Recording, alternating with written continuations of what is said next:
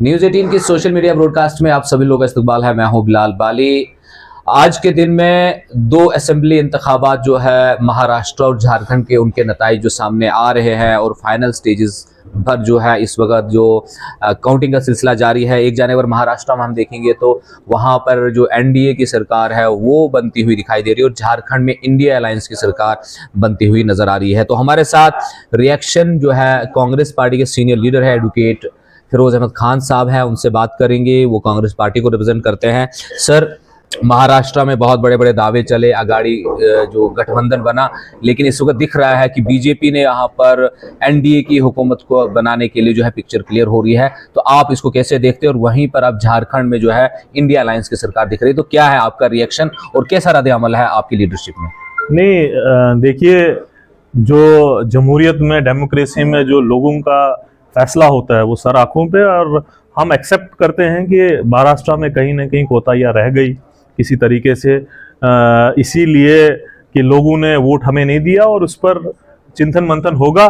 But मुबारकबाद देता हूं मैं पूरी झारखंड के लीडरशिप को, झारखंड के लोगों को कि उन्हें वापस जेजेएम और कांग्रेस के जो कोल्यूशन था उसको वापस चुना है, झारखंड में सरकार बनी है। और इसके साथ प्रियंका गांधी जी को भी कि वो बाई इलेक्शन में वायनाड में भारी वोटों से, शायद 2.5-3 लाख वोटों से जीती हैं, और उनको भी बहुत बहुत मुबारकबाद है।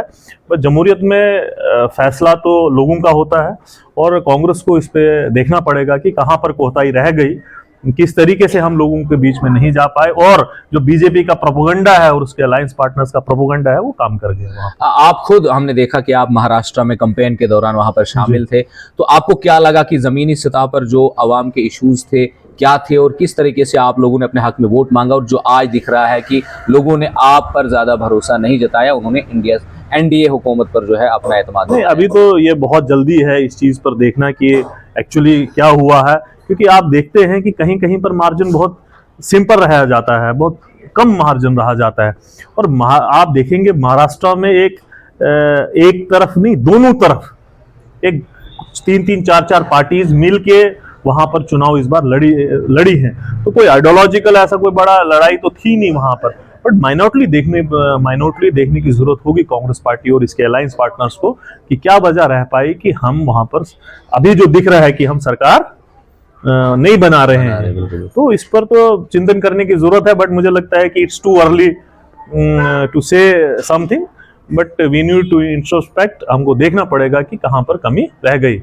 आप एनएसयूआई के साबिका सदर भी रहे, आप ऑल इंडिया जो कमेटी है इसके मेंबर भी रहे हैं आप, तो राहुल गांधी की टीम के साथ आपको देखा जाता है। तो अब जो है राहुल गांधी की जगह वायनाड से प्रियंका गांधी आती है, तो अब हम आगे आने वाले दिनों में सियासी मंजरनामा कैसे देखते हैं राहुल गांधी और प्रियंका गांधी को पार्लियामेंट के अंदर से लीड करते हुए? नहीं, अब तो आपको देखना पड़ेगा ना कि पहले तो एक ही तरफ से वार होता था, राहुल गांधी जी लड़ते थे। बट आपने देखा होगा कि जब भी प्रियंका जी ने कहीं भी बयान दिए हैं, मोदी जी को कटाक्ष जवाब दिया है, या उनके जो साथ में बाकी लोग थे। और हम यही उम्मीद करेंगे कि दीदी आप पार्लियामेंट के अंदर भी वैसे ही तरीके से जो वायनाड को और इस पूरे देश के महिलाओं को, युवाओं को रिप्रेजेंट करके मोदी जी को आंख से आंख मिलाकर जवाब दे और पॉलिसी मेकिंग के ऊपर बात करें।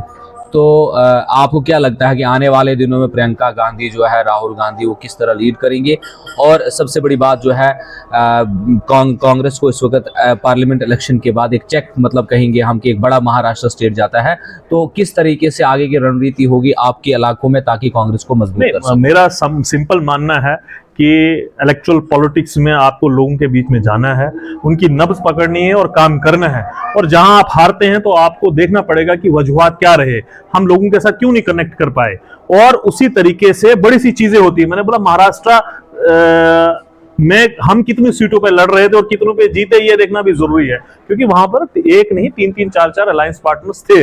और उन सारी चीजों को आगे फ्यूचर में देखकर, क्योंकि आप देखेंगे कि इस देश का युवा जो है वो राहुल गांधी के साथ है, प्रियंका गांधी के साथ है, खड़गे जी के साथ, कांग्रेस पार्टी के साथ है। बट कहीं ना कहीं वो वोट में अगर महाराष्ट्र में कन्वर्ट नहीं हुआ, या पीछे हरियाणा में कन्वर्ट नहीं हुआ, जहां छोटे माइन्यूट मार्जिन से या फिर किसी वजूहात से रह गए, तो उसको दुरुस्त करने की जरूरत है। और बूथ मैनेजमेंट की जरूरत है। एक नीचे बूथ लेवल पे जाके कांग्रेस वर्कर को हिम्मत देने की जरूरत है और मैनेजमेंट की जरूरत है, ताकि जो जिस तरीके से राहुल जी हर इशू पे लड़ रहे हैं वो वोटर वो सीट में भी रिफ्लेक्ट हो, और असेंबलीज में और पार्लियामेंट्स में इस देश का युवा, इस देश का सही आदमी राहुल गांधी के पीछे खड़े होकर अपनी बात रखे। एडवोकेट फिरोज अहमद खान साहब जो कांग्रेस के सीनियर लीडर है, साबिका एनएसयूआई के सदर भी है, उन्होंने आज महाराष्ट्र और झारखंड में असेंबली इंतखाबात के नताइज पर तफसीली बात की और कहा कि राहुल गांधी के साथ देश का युवा जुड़ रहा है और आने वाले दिनों में ये सीट्स में भी कन्वर्ट होता हुआ हम लोग को नजर आएगा। न्यूज़ 18 नेटवर्क के लिए रामबन से बिलाल बाली।